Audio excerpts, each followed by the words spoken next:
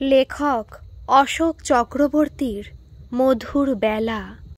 আর সবার মতন মোনালিসা নিজেও মনে করত পাড়ার মোড়ে আড্ডারত ছেলেগুলো বুঝি সবাই থার্ড ক্লাস টাইপের, একেবারে মার্কা মারা। এই আড্ডাবাজ ছেলের দল আবার দেখা দিত বিভিন্ন সময়ে বিভিন্ন বয়সী হিসাবে। তাদের মধ্যে যে দলটা মোনালিসা ও তার সমবয়স্কা অন্যান্য মেয়েদের মধ্যে বিরক্তি উৎপাদন করেছিল, সেটা হচ্ছে ওই ঠিক সকাল 10টা থেকে 11:30 পর্যন্ত যে দলটা মোড়ে বসে গুলতানি করে। এই দলটাকেই দুপুরের স্কুলে যাওয়া ও মর্নিং স্কুল ফেরত মেয়েরা একেবারে যেন বিষ দৃষ্টিতে দেখত, আবার ভয়ও করত। বলা তো যায় না, উশৃঙ্খল উদ্দাম বেপরোয়া ছেলেগুলো কখন কি ঝামেলা করে বসে। অবশ্য তাদের এরকম ধারণাও অযৌক্তিক ছিল না। মেয়েরা যখন ওই বিশেষ রাস্তাটুকু অতিক্রম করে যায়, তখন পেছন থেকে মাঝে মধ্যেই যেসব মন্তব্য ভেসে আসে তা যেমন অশ্লীল তেমনি কান লাল করে দেয়। কিন্তু আশ্চর্যের বিষয়, মোনালিসা নিজে আজ পর্যন্ত কোনো দিন ওই ছেলেদের কাছ থেকে কোনো রকম বিরূপ আচরণ পায়নি। তবুও কিছু কিছু মেয়েদের মুখে ওই ছেলেগুলোর অসভ্যতার কথা শুনেছে। প্রায় প্রতিদিন স্কুলে পৌঁছে তাপসী, ঝর্ণা, চন্দ্রাদের মুখে মোনালিসা শুনতে পায় ছেলেগুলো আজ এই বলেছে, কাল ওই বলেছে। কার চলা নিয়ে ব্যঙ্গ করেছে, কার শাড়ি পরা নিয়ে ঠাট্টা করেছে। এই রকম কত কথা যে শুনতে পায়। মোনালিসা বন্ধুদের কথাগুলো শোনে আর ভাবে, এতগুলো মেয়ের যখন ওই ছেলেদের সম্বন্ধে অভিযোগ, তখন ওরা নিশ্চয়ই দোষী। কিন্তু তাহলে আমি যখন স্কুলে আসি, সেও তো ওই গলির মোড় পেরিয়েই আসতে হয়। কই, তখন তো কেউ কোনো রকম অসভ্যতা করে না। এমনকি আমার সঙ্গে পাপিয়া, মালতী আর যারা যায়, তাদের উদ্দেশ্য তো ছেলেগুলো কোনো দিন কোনো রকম খারাপ মন্তব্য করেনি বা পেছনে লাগেনি। তাহলে এই তাহলেটাই মোনালিসার প্রশ্ন হয়ে রইল। এমনকি একদিন ও হঠাৎ চন্দ্রাকে ডেকে বলেও ফেলল, হ্যাঁ রে, তোরা যে রোজ ওই ছেলেদের নামে বলিস যে ওরা নাকি তোদেরকে যা তা বলে, কই আমাদের তো কিছু বলে না। মোনালিসার কথা শুনে চন্দ্রা প্রথমেই একচোট হেসে নিল, তারপর বিনুনিটা দুলিয়ে ওর দিকে অদ্ভুতভাবে তাকিয়ে বলল, বলে না বুঝি? আহারে, তা তোমাকে কেন বলবে বাবা? তুমি হচ্ছ রূপের ডালি, তোমার রূপ দেখেই সবাই হা। তোমার পেছনে আর লাগবে কখন বাবা?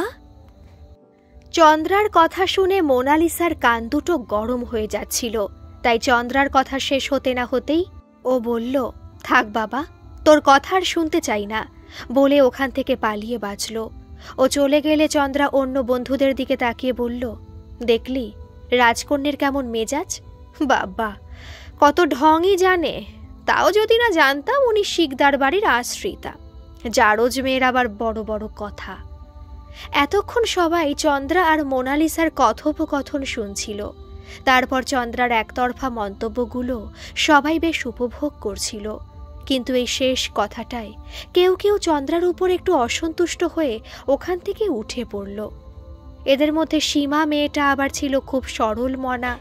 সেই স্কুলের টিফিন আওয়ারে মোনালিসা যখন স্কুল কম্পাউন্ডে এক কোণে একটা বেঞ্চে বসে একটা গল্পের বই পড়ছিল, তখন তাকে চন্দ্রার বলা কথা সব বলে দিল। মোনালিসাও শেষ কথাটা শুনে চমকে উঠল।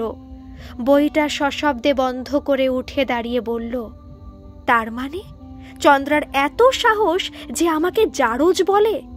ঠিক আছে, আমি এখনই বাড়ি গিয়ে দাদু ভাইকে স্কুলে নিয়ে আসছি। তারপর সব মেয়ের সামনে চন্দ্রাকে আমি ক্ষমা চাওয়াবো। ওর এত দূর স্পর্ধা! বলে রাগে কাঁপতে কাঁপতে ও তক্ষুনি বাড়ির দিকে হাঁটা দিল। বৃদ্ধ ব্যারিস্টার পতিতপাবন শিকদার তখন সবেমাত্র খেয়ে দিয়ে এসে গড়গড়াটা নিয়ে বসেছেন। এমন সময় মোনালিসা দাদু ভাই বলে শিকদার বাবুকে জড়িয়ে ধরল। হঠাৎ অসময়ে নাতনিকে এরকম অবস্থায় ঘরে ঢুকতে দেখে শিকদার বাবু খুবই বিস্মিত হলেন। তাই আদরের নাতনির মাথায় হাত বুলোতে বুলোতে বললেন, কি রে মান্টি, কি হয়েছে রে? এরকম অস্থির অস্থির করছিস কেন? মান্টি তখন ওর দাদু ভাইয়ের দিকে জল ভরা চোখে তাকিয়ে বলল, দাদু ভাই, আমি কি জারজ? চন্দ্রা বলেছে আমি নাকি জারজ, আমি নাকি তোমাদের আশ্রিতা। সত্যি তাই দাদু ভাই, আমি তোমাদের কেউ না। বলো না দাদু ভাই, বলো। বলতে বলতেও কাঁদতে কাঁদতে মোনালিসা দাদুকে আরও জোরে আঁকড়ে ধরল। এদিকে নাতনির মুখে আকস্মিকভাবে এই সব প্রশ্ন শুনে শিকদারবাবু একেবারে থতমত খেয়ে গেলেন। পরক্ষণে তার চোখ দুটো হয়ে উঠল অশ্রু সজল। আবেগরুদ্ধ কণ্ঠে তিনি নাতনির মুখটা তুলে ধরে বললেন, ওরে, আমি জানতুম এই প্রশ্নের উত্তর আমাকে একদিন দিতে হবে।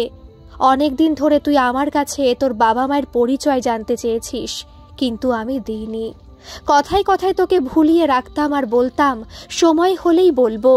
কিন্তু আজ যে সেই জবাবের নির্ঘণ্টটাই তুই জেনে আমার কাছে তোর বাবা মায়ের পরিচয় জানতে চাইবি, তা আমি কল্পনাও করতে পারিনি।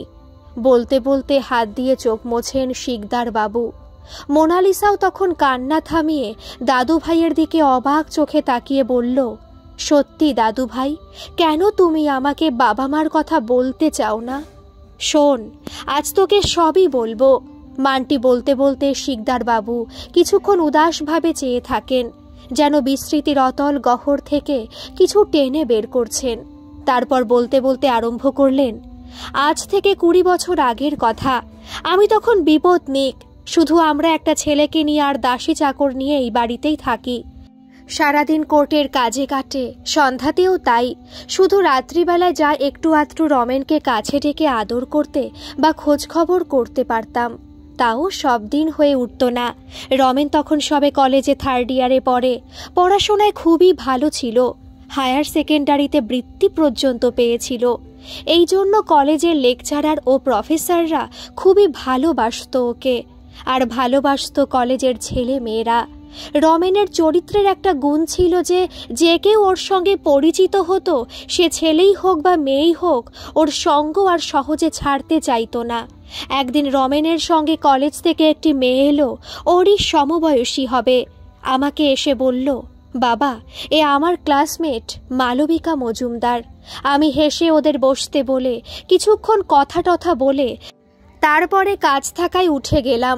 মেয়েটি আরও কিছুক্ষণ বসে চাটা খেয়ে বাড়ি চলে গেল। এরপরে কয়েকদিন বাদে কিছুদিনের জন্য আমাকে দিল্লি যেতে হয়েছিল। ফিরে এসে শুনলাম রমেন নাকি আমার দিল্লি যাবার পরদিনই কলেজের ছেলে মেয়েদের সঙ্গে পুরী বেড়াতে গেছে। আমাকে না বলে গেল বলে মনটা একটু খুঁতখুত করছিল, তবুও মনকে সান্ত্বনা দিলাম, বড় তো হয়েছে, নিজের ভালো মন্দ নিজেই বুঝবে, এই ভেবে মনকে শান্ত করেছি। এমন সময় একদিন সকালে কাগজে একটা খবর দেখে চমকে উঠি। পুরীতে সমুদ্রের স্রোতের টানে এক বাঙালি যুবকের অন্তর্ধান। খবরটা দেখেই তক্ষুনি পুরীতে আমার বন্ধু বলরাম দাসের বাড়িতে ফোন করে কাগজের খবরের বিষয়ে খোঁজ নিতে বললাম। দেখো তো, কোথাকার ছেলে ভেসে গেছে। আমার ছেলেও কদিন আগে পুরী বেড়াতে গেছে, বড়ই চিন্তা হচ্ছে। বন্ধুটি আমাকে সান্ত্বনা দিয়ে বলল, চিন্তা করার কোনো কারণ নেই, আমি এখনই এ বিষয়ে খোঁজ নিচ্ছি, খবর পেলে তো জানাবো তোমাকে। তবুও আমি উদ্বিগ্ন চিত্তে সারাদিন পায়চারি করে বেড়ালাম। সেদিন কোর্টেও গেলাম না। পরের দিন সকালে ঘুম থেকে উঠেছি, একটু বেলা হয়ে গেছিল গত রাতে দেরিতে ঘুমানোর জন্য। সকাল তখন 8টা বাজে প্রায়। এমন সময় রাম এসে খবর দিল, বাবু, কতকগুলান ছেলে মেয়ে আপনার সঙ্গে দেখা করতে এসেছেন, ডেকে দেব? আমি ডেকে আনতে বললাম। একটু বাদে 10-12টা ছেলে মেয়ে মাথা নিচু করে আমার সামনে এসে দাঁড়ালো। কয়েকজনকে আগেই দেখেছিলাম, তার মধ্যে মালবিকা বলে মেয়েটাকে তো কয়েকদিন আগেই আসতে দেখেছি, তাই ওকেই জিজ্ঞাসা করলাম, কি মা, কি জন্য এসেছো তোমরা? মেয়েটা একবার চোখ তুলে তাকিয়ে আমাকে দেখে বলল, আমরা পুরী থেকে আসছি। আমি বিস্মিত হয়ে বললাম, পুরী থেকে? তার মানে, ওহো, তোমাদের সঙ্গে বুঝি রমেন গেছিল বেড়াতে?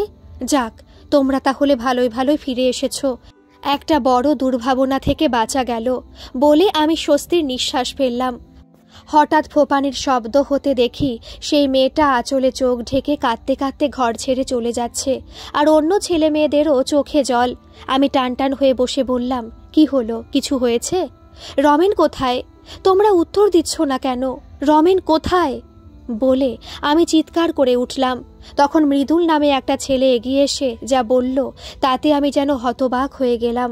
পরশুর কাগজে ছাপা ওই পুরীর ঘটনার অদৃশ্য নায়ক নাকি আমারই একমাত্র ছেলে রমেন। শুনতে শুনতে বোধহয় আমি সেন্সলেস হয়ে গেছিলাম। তাই চোখে মুখে জলের ঝাপটা খেয়ে জ্ঞান ফিরতে সামনে দাঁড়ানো ছেলে মেয়েদের মুখের দিকে কেমন অবাক চোখে তাকিয়ে রইলাম। ওরাও যেন কেমন অস্বাচ্ছন্দ্য বোধ করছিল আমার চোখের সামনে। এমন সময় ওই মৃদুলি একটা অ্যাটাচি আমার সামনে রেখে বলল, রমেনের এই বাক্সটা। আমি কেমন ফ্যাল করে তাকিয়ে রইলাম বাক্সটার দিকে। এর কিছুক্ষণ বাদে ওরা একে একে চলে গেল। সবাই বেরিয়ে আনন্দ করে বাড়ি ফিরে গেল। যদিও বন্ধুর দুঃখে ব্যথিত আর ফিরল না কেবল আমারই ছেলে। কোনোদিন আর সে বাবা বলে আমাকে ডাকবে না। রমেনের কথা চিন্তা করতে করতে আমি যেন কেমন পাগলের মতন হয়ে উঠছিলাম। কোর্টে যাওয়াও ছেড়ে দিয়েছিলাম। কার জন্য আর রোজগার করব? আমার একার জন্য যা হয় করে চলে যাবেই। এমনি অবস্থায় একদিন রমেনের ঘরে ওর জিনিসপত্র গোছাতে গোছাতে এক জায়গায় কয়েকটা ডায়েরি দেখতে পেলাম। গত কয়েক বছরের রমেনের লেখা ডায়েরি।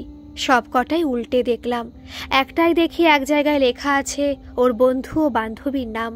বন্ধু মাত্র দুটি, মৃদুল ও গৌতম, আর বান্ধবী মাত্র একটি, মালবিকা। আমি অবাক হয়ে গেলাম। কলেজের পাড়ার এত ছেলে মেয়ে, তার মধ্যে মাত্র এই তিনজনই ছিল প্রকৃত বন্ধু।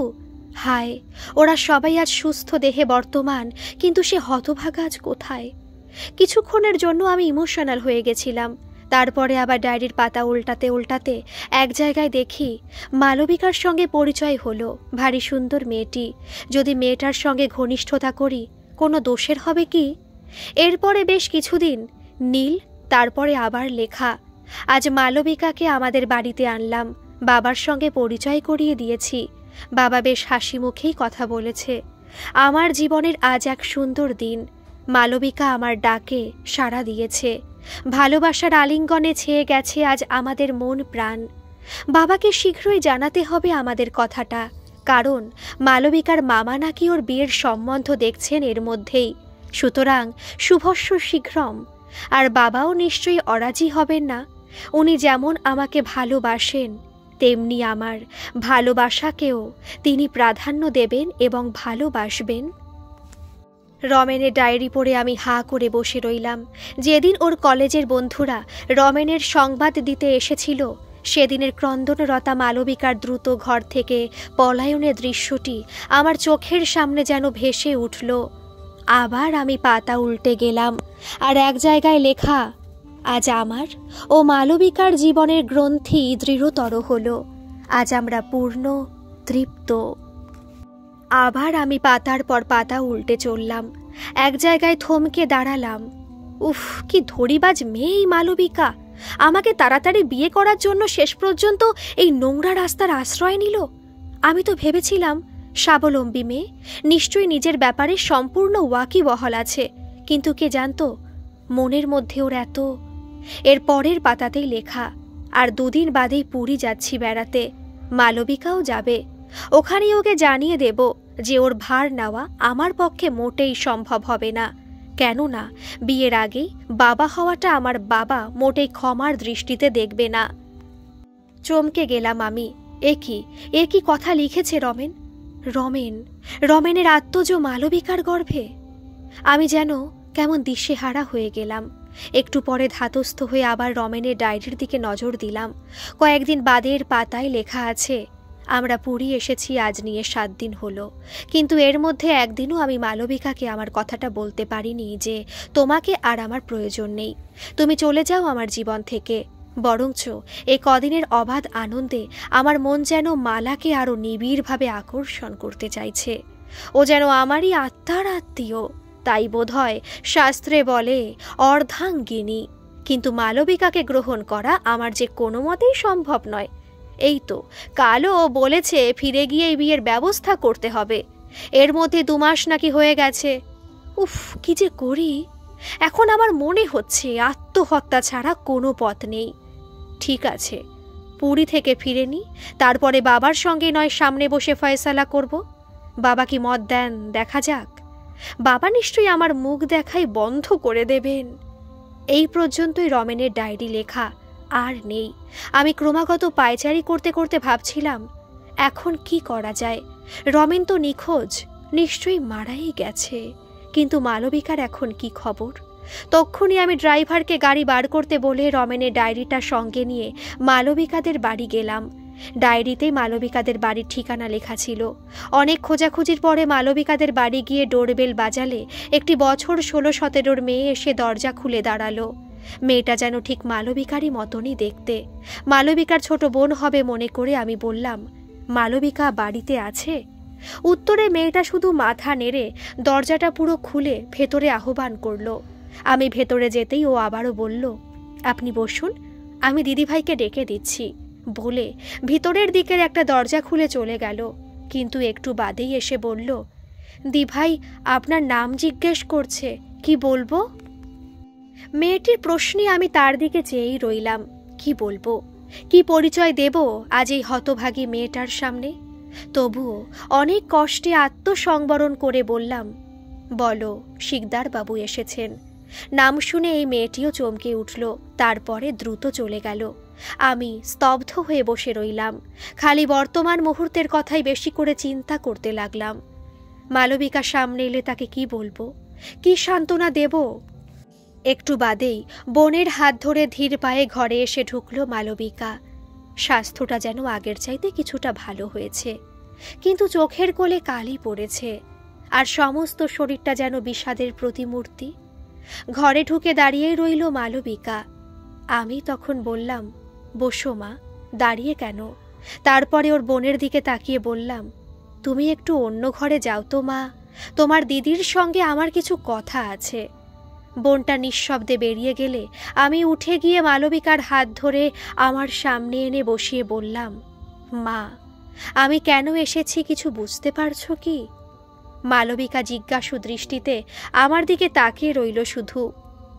তখন আমি বললাম, মা, যে গেছে সে তো কোনোদিন আর ফিরবে না, কিন্তু যে আগন্তুক তাকে যেন সমাদরেই অভ্যর্থনা করা হয়।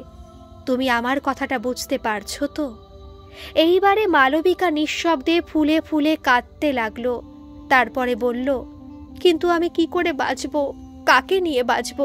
আমার নিজের বলতে কেউ নেই, মামার সংসারে আশ্রিতা, তাও মামা এখনো পুরোপুরি টের পায়নি।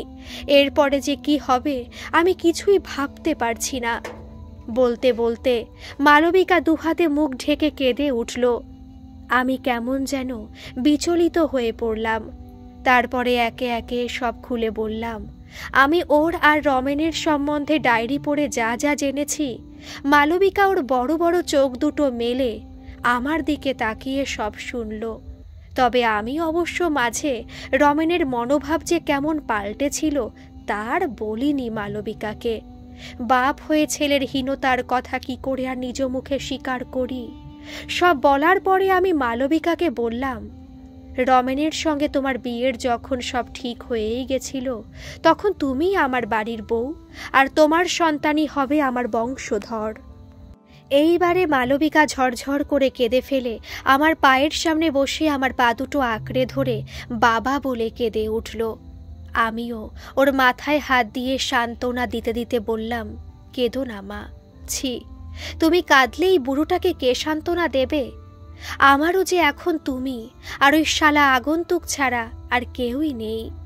বলতে বলতে আমি দুঃখের মধ্যেও হেসে ফেললাম।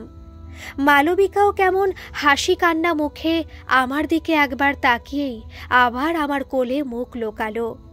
কিছুক্ষণ পরে মালবিকা কিছুটা ধাতস্থ হতে ওকে চেয়ারে বসিয়ে বললাম, তা তুমি কবে যাবে বলো তোমার বাড়ি? মালবিকা চুপ করে আমার দিকে তাকিয়ে রইল। তারপরে ক্লিষ্ট হাসি হেসে বলল, কিন্তু আমি কি পরিচয় সেখানে যাব বাবা? আপনি আমাকে মেনে নিলেও সমাজ তো আমাকে মানবে না। আমি একটুক্ষণের জন্য মালবিকার মুখের দিকে তাকিয়ে বললাম, ঠিক আছে, আমি তোর বাবাই আর তুই আমার মেয়ে, তুই আমার কাছে মেয়ের পরিচয়ে থাকবি। চল, এক্ষুনি তোকে আমার বাড়িতে নিয়ে যাব বলে মালবিকাকে তাড়া দিলেন। মালবিকা কিছুক্ষণ ভাবল, তারপরে বাড়ির ভেতরে গিয়ে ওর মামাকে ডেকে নিয়ে এলো। উনি খুবই ভদ্রলোক, মনোযোগ দিয়ে আমার মুখ থেকে সব কথা শুনলেন। তারপরে একটা বোঝা যেন ঘাড় থেকে ঝেড়ে ফেলা গেল এই রকম মুখভঙ্গি করে বলে উঠলেন, বেশ তো মশাই, খুব ভালো কথা। নিজের বাবাকে তো আর জ্ঞান বয়সে দেখতে পাইনি, এখন দেখুন আপনি যদি সে অভাব পূরণ করতে পারেন তা সে তো খুবই উত্তম কথা। তবে মশাই, ওই একটা সাফ কথা, বাচ্চা ফাচ্চা নিয়ে যেন আমাদের বাড়িতে কোনোদিন এসে না ঢোকে। আমি মশাই সমাজে বাস করি, সমাজের ২-৫টা নিয়ম টিয়ম মেনে চলতে হয় তো, আপনি তো সবই বুঝেছেন। হে হে, তাই ও মেয়ে এদিক পানে যেন আর জন্মেও না ফেরে। ভদ্রলোকের কথায় আমি বেশ গম্ভীরভাবেই বললাম, মশাই, আমার নিজের যা টাকা আছে তাতে ও কেন, ওর নাতিরও কোনোদিন কোনো প্রকার সাহায্যের জন্য আপনার কাছে আসতে হবে না। বলে মালবিকার দিকে তাকিয়ে বললাম, চলে আয় মা, এখনই চলে আয়। এই সময় হঠাৎ দেখি সেই প্রথমে যে মেয়েটা দরজা খুলেছিল সেই মেয়েটা মালবিকাকে জড়িয়ে ধরে বলল, দি ভাই, তুই চলে যাবি আমাকে ছেড়ে? মালবিকা নিঃশব্দে বোনকে জড়িয়ে ধরে কাঁদতে লাগলো। আমি একটু অবাক হয়ে মালবিকাকে বললাম, ও কে? তোর আপন বোন নাকি? হ্যাঁ, আমার একমাত্র বোন। মালবিকা কাঁদতে কাঁদতে বলল। আমি তখন বিস্মিত হয়ে বললাম, বারে, আমার বড় মেয়ে ঘরে থাকবে আর ছোট মেয়ে পরের বাড়িতে থাকবে? এ হয় নাকি? চল রে মামনি, তুইও চল, তাড়াতাড়ি জিনিসপত্র গুছিয়ে নে। আমার কথা শুনে মালবিকা আর ওর বোন দুজনেই আমার পায়ে হুমড়ি খেয়ে পড়ল। তারপরে এক ছুটে ভেতরে চলে গেল ওদের জিনিসপত্র গুছিয়ে আনতে। সেদিন থেকে আমার হারানো সংসার যেন আবার ফিরে পেলাম। দুটো প্রাণচঞ্চল জীবনানন্দে ভরপুর তরুণীর কলহাস্যে আমার ঘর যেন মুখর হয়ে উঠল। মালবিকা প্রথমে কোনো মতেই যেন ঠিক এই নতুন পরিবেশের মধ্যে নিজেকে খাপ খাইয়ে নিতে পারছিল না। তারপরে আমারই ধমক খেয়ে অবশেষে সেও একসময় এ বাড়িরই একজন হয়ে গেল। আর মালবিকার বোনটা নাম হচ্ছে মণিদীপা। বাব্বা, কি দোষী আর কি প্রাণ চাঞ্চল্যে ভরা! একদিনেই বাড়ির সব লোককে, আমাকে পর্যন্ত আপন করে ফেলল। এমনকি সকালে ও হাতে চা নিয়ে না ডাকা পর্যন্ত আমি বিছানাতেই ঘাপটি মেরে শুয়ে থাকতাম। যাক, এই রকমভাবে কয়েক মাস কেটে গেল। এর মধ্যে ওরা দুই বোনে আমার মনের স্বস্তির জন্য প্রায় জোর করেই আবার আমাকে কোর্টে পাঠিয়েছিল। আমারও সময় বেশ ভালোই কেটে যাচ্ছিল। এই সময় একদিন ডাক্তার মল্লিক বললেন, শিকদারবাবু, এক কাজ করুন, আপনার বড় মেয়েকে নিয়ে কিছুদিনের জন্য কোনো পাহাড়ি জায়গায় ঘুরে আসুন। এই সময় ওনার পক্ষে একটু হাওয়া বদলের প্রয়োজন, কেননা ওনার শরীরটা কেমন যেন দুর্বল দুর্বল মনে হচ্ছে আমার। ডাক্তারের কথায় মালাকে নিয়ে আমি কিছুদিনের জন্য নৈনিতালে বেড়াতে গেলাম। উদ্দেশ্য ছিল ওখান থেকে ফিরে এসেই ওকে নার্সিংহোমে ভর্তি করে দেব। মণিদীপাকে বাড়ি দেখাশোনার জন্য রেখে গেলাম। নৈনিতালে মালা মায়ের শরীর বেশ ভালোই ছিল। এমন সময় একদিন খবর গেল বাড়ি থেকে যে মণিদীপা নাকি বাড়ি ছেড়ে চলে গেছে। যাবার সময় শুধু একটা চিঠি লিখে গেছে, বাবা, আপনি আমাকে ক্ষমা করবেন। ক্ষণিকের খেয়ালের বশে আমিও বোধহয় দিদিরই ভাগ্যের সঙ্গে জড়িয়েছি, তাই আর আমি এই জীবন রাখতে চাই না। দিদিকে আপনি পুত্রবধূরূপে স্বীকৃতি দিয়েছেন, আমাকে তো কেউ দেবে না, আমি এখন কুলোটা, তাই আপনি কিছুদিন বাদেই আমার পুরো খবর পাবেন। ইতি মণিদীপা। মণিদীপার এই চিঠি পেয়ে আমি যেন পাথর হয়ে গেলাম। এ কি করল সর্বনাশী মেয়ে! আমি যে কিছুই বুঝতে পারিনি। আমি বাড়িতে নেই, আর এর মধ্যে এসব কি হলো? চিন্তায় চিন্তায় অস্থির হবার জোগাড়। সেদিনই রাতে একটা ফোন এলো, মণিদীপার মৃতদেহ গঙ্গার তীরে পাওয়া গেছে। আমার মুখ থেকে মালা সবই শুনল শান্ত মুখে, কোনো রকম সমবেদনা প্রকাশ করল না। শুধু জানালা দিয়ে বাইরের দিকে তাকিয়ে আস্তে আস্তে বলল, মণি ছোট হয়ে যা পারল, আমি বড় বোন হয়েও তা পারলাম না। আমি আতঙ্ক বিহ্বল চোখে মালার দিকে তাকিয়ে বললাম, সে কি রে, তুইও আমাকে ফাঁকি দিতে চাস? সবাই খালি আমাকে ফাঁকিয়ে দিবি, আমার ব্যথাটা তোরা কেউ বুঝবি না, খালি নিজেদের স্বার্থ আর সুবিধা অসুবিধাটাই দেখবি। তাহলে এই বুড়োটাই বা কেন আর বেঁচে থাকে? যাই, আমিও মরি গে। বলে আমি রাগ করে ওখান থেকে উঠে পড়ে চলে যাচ্ছিলাম। মালবিকা হেসে আমার হাত ধরে আবার বসিয়ে দিয়ে বলল, না বাবা, আমি মরব না, তাহলে তো আমি আগেই মরতে পারতাম। আমি আমাকে খুব ভালোবাসি, আমি বেঁচে থাকতে চাই, কেন আমি মরব? বলে কাঁদতে কাঁদতেও নিজেই উঠে গেল। আমি আর কি করি, কিছুক্ষণ চুপচাপ বসে থেকে একসময় মালাকে জানিয়ে দিলাম কাল সকালেই বাড়ির দিকে রওনা দেব। মালা সঙ্গে সঙ্গে রাজি হয়ে গেল। তক্ষণে জিনিসপত্র ঠিকঠাক করতে লেগে গেলাম। কিন্তু পরদিন ভোরেই হঠাৎ মালবিকার অসহ্য পেইন শুরু হলো। আমি বিন্দুমাত্র দেরি না করে তক্ষুনি মালাকে নিয়ে স্থানীয় হাসপাতালে গেলাম। ও তখন প্রায় অজ্ঞান। ওখানকার সার্জন ডাক্তার শর্মা বললেন ইমিডিয়েট অপারেশন করতে হবে, তা না হলে বাচ্চা এবং মায়ের উভয়েরই সংকট।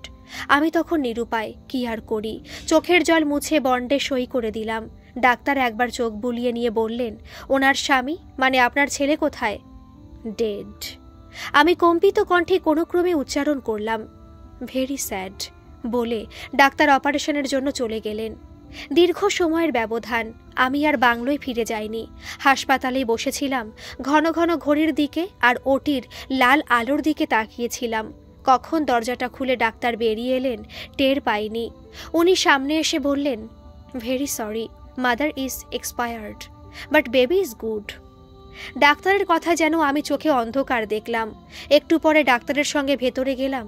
একটা সাদা চাদর দিয়ে মালা মায়ের দেহটা ঢাকা, আর একটু দূরে একটা ছোট্ট কটে একটা ফুটফুটে বাচ্চা মেয়ে শোয়ানো। আমি ঘরে ঢুকে বাচ্চাটাকে দুহাতে বুকে তুলে নিলাম। আর সেই থেকে তোকে বুকে করেই মানুষ করেছি রে, তুই তখন কতটুকু ছিলি বলে অশ্রু ভারাক্রান্ত হৃদয়ে শিকদার বাবু মোনালিসাকে বুকে জড়িয়ে ধরেন। মোনালিসাও দাদুভাই বলে ওর দাদুভাইকে জড়িয়ে ধরে। রাতে খাওয়া দাওয়ার পরে মোনালিসাকে ওর দাদুভাই বললেন, কেউ জিজ্ঞাসা করলে বলবি তুই আমার নাতনি, এই বংশের মেয়ে। মা বাবার নাম বলবি যারা আমার ছেলে আর ছেলের বউ। রাতে শুয়ে শুয়ে মোনালিসা ওর দাদুভাইয়ের বলা কথাগুলো আর দাদুভাইয়ের মনের কষ্টের কথা ভাবছিল। মনে মনে সিদ্ধান্ত নিল নিজেকে প্রতিষ্ঠিত করতেই হবে। আর একটা কাজ করবে, কালকে সকালেই দাদুভাই কোর্টে বেরিয়ে যাবার আগেই সুযোগ বুঝে এক ফাঁকে দাদুকে প্রিয়ব্রতর কথাটা জানিয়ে রাখতে হবে। সত্যি প্রিয়ব্রত কি ভালো, কি মিষ্টি ওর স্বভাব। আহ প্রিয়ব্রত, প্রিয়ব্রত তুমি কোথায়? একসময় ঘুমের কোলে ঢলে পড়ল মোনালিসা।